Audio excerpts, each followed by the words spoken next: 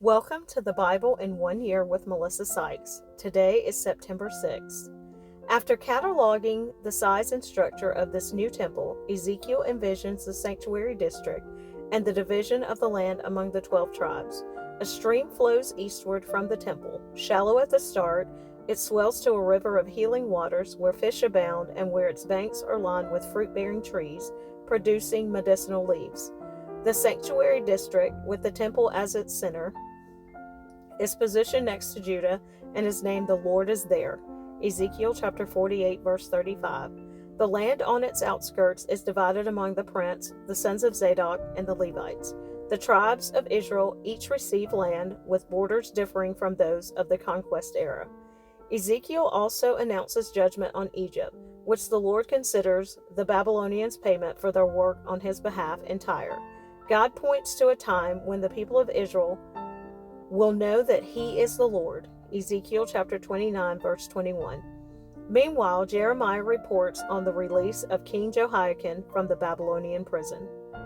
The river of healing, Ezekiel chapter 47, verses 1 through 12. In my vision, the man brought me back to the entrance of the temple. There I saw a stream flowing east from beneath the door of the temple and passing to the right of the altar on its south side. The man brought me outside the wall through the north gateway and led me around to the eastern entrance. There I could see the water flowing out through the south side of the east gateway. Measuring as he went, he took me along the stream for 1,750 feet and then led me across. The water was up to my ankles. He measured off another 1,750 feet and led me across again. This time the water was up to my knees. After another 1,750 feet, it was up to my waist. Then he measured another 1,750 feet, and the river was too deep to walk across. It was deep enough to swim in, but too deep to walk through. He asked me, "Have you been watching, Son of Man?" Then he led me back along the river bank. When I returned, I was surprised by the sight of many trees growing on both sides of the river.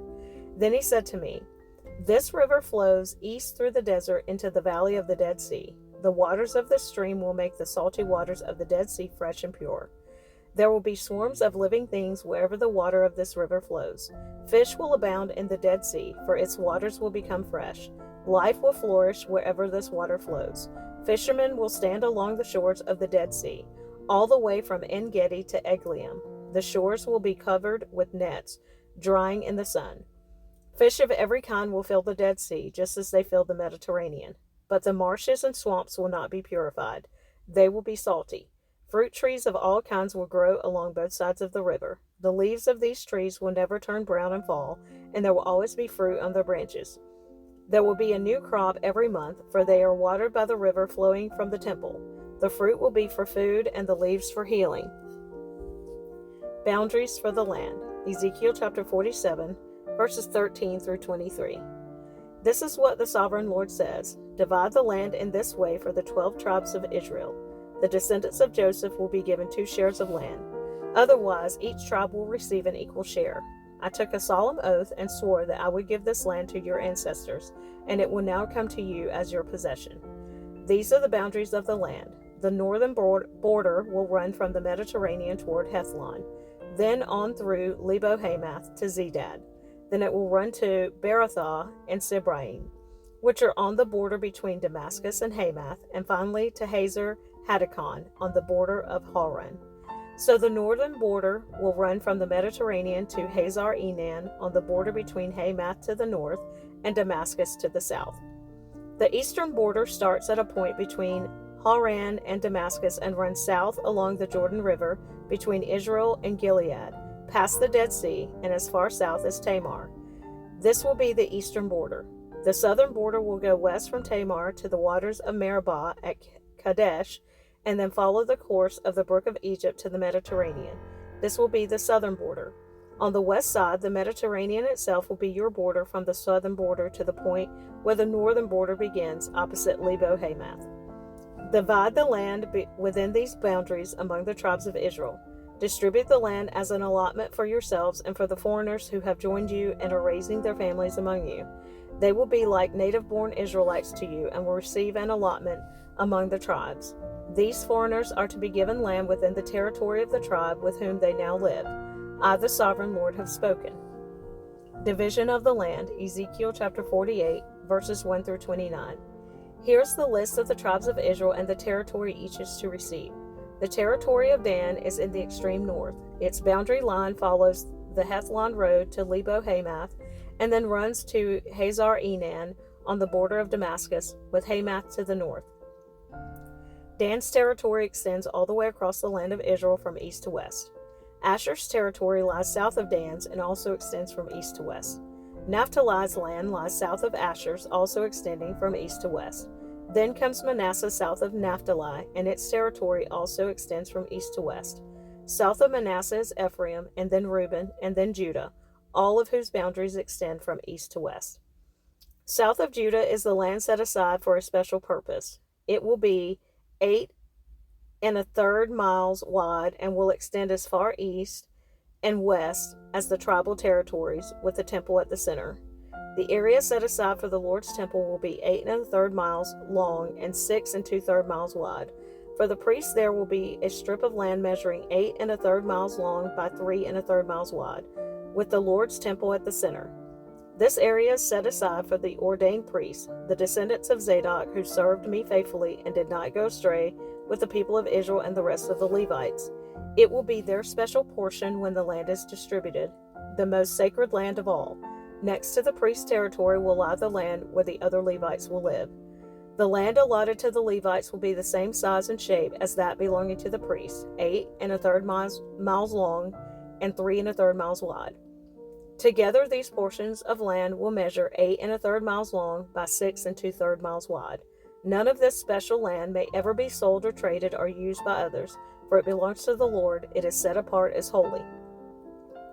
An additional strip of land, 8 1/3 miles long by 1 2/3 miles wide, south of the sacred temple area, will be allotted for public use, homes, pasture lands, and common lands, with the city at the center. The city will measure 1.5 miles on each side, north, south, east, and west. Open lands will surround the city for 150 yards in every direction. Outside the city, there will be a farming area that stretches 3 1/3 miles to the east and 3 1/3 miles to the west, along the border of the sacred area. This farmland will produce food for the people working in the city. Those who come from the various tribes to work in the city may farm it. This entire area, including the sacred lands and the city, is a square that measures 8 1/3 miles on each side. The areas that remain to the east and to the west of the sacred lands in the city will belong to the prince. Each of these areas will be 8 1/3 miles wide, extending in opposite directions to the eastern and western borders of Israel, with the sacred lands and the sanctuary of the temple in the center. So the prince's land will include everything between the territories allotted to Judah and Benjamin, except for the areas set aside for the sacred lands and the city. These are the territories allotted to the rest of the tribes. Benjamin's territory lies just south of the prince's lands, and it extends across the entire land of Israel from east to west. South of Benjamin's territory lies that of Simeon, also extending across the land from east to west. Next is the territory of Issachar, with the same eastern and western boundaries. Then comes the territory of Zebulun, which also extends across the land from east to west. The territory of Gad is just south of Zebulun, with the same borders to the east and west. The southern border of Gad runs from Tamar to the waters of Meribah at Kadesh, and then follows the brook of Egypt to the Mediterranean. These are the allotments that will be set aside for each tribe's exclusion possession. I, the sovereign Lord, have spoken. The gates of the city.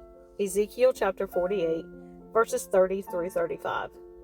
These will be the exits to the city. On the north wall, which is 1.5 miles long, there will be 3 gates, each one named after a tribe of Israel. The first will be named for Reuben, the second for Judah, and the third for Levi. On the east wall, also 1.5 miles long, the gates will be named for Joseph, Benjamin, and Dan. The south wall, also 1.5 miles long, will have gates named for Simeon, Issachar, and Zebulun.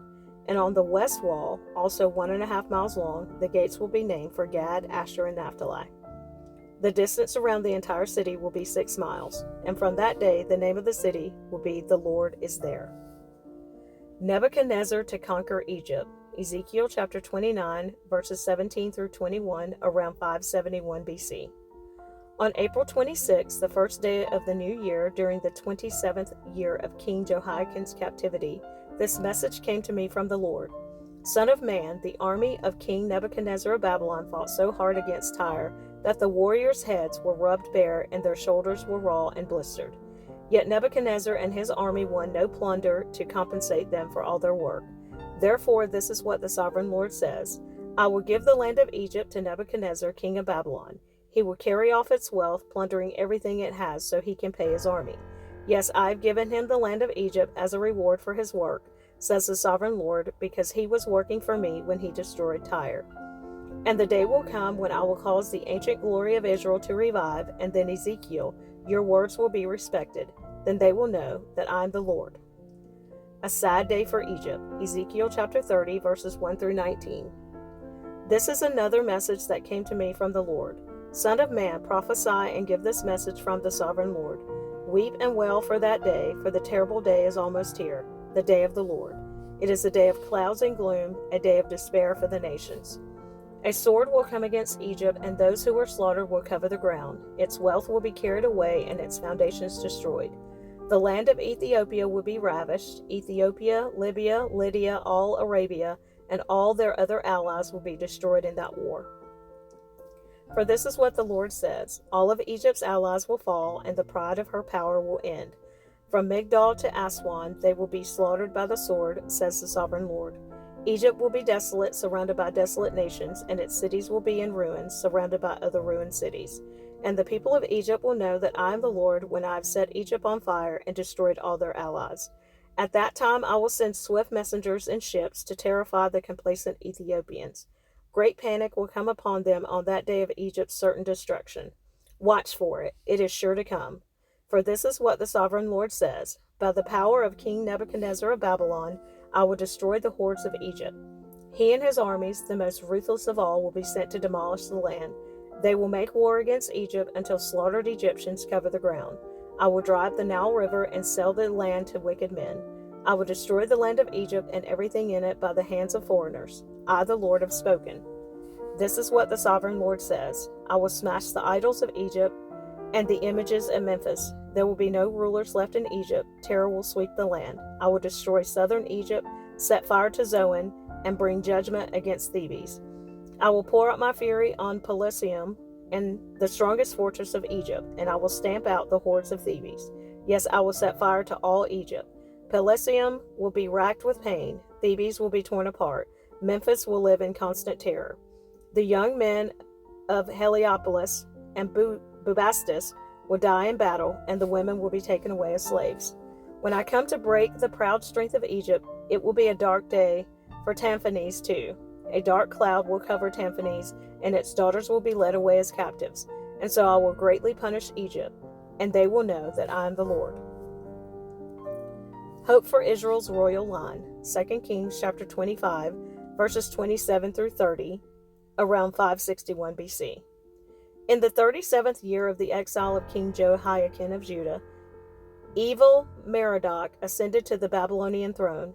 He was kind to Jehoiakim and released him from prison on April 2nd of that year. He spoke kindly to Jehoiakim and gave him a higher place than all the other exiled kings in Babylon. He supplied Jehoiakim with new clothes to replace his prison garb and allowed him to dine in the king's presence for the rest of his life. So the king gave him a regular food allowance as long as he lived. Jeremiah chapter 52, verses 31 through 34. In the 37th year of the exile of King Jehoiakim of Judah, evil Merodach ascended to the Babylonian throne. He was kind to Jehoiakim and released him from prison on March 31st of that year. He spoke kindly to Jehoiakim and gave him a higher place than all the other exiled kings in Babylon. He supplied Jehoiakim with new clothes to replace his prison garb and allowed him to dine in the king's presence for the rest of his life. So the Babylonian king gave him a regular food allowance as long as he lived. This continued until the day of his death.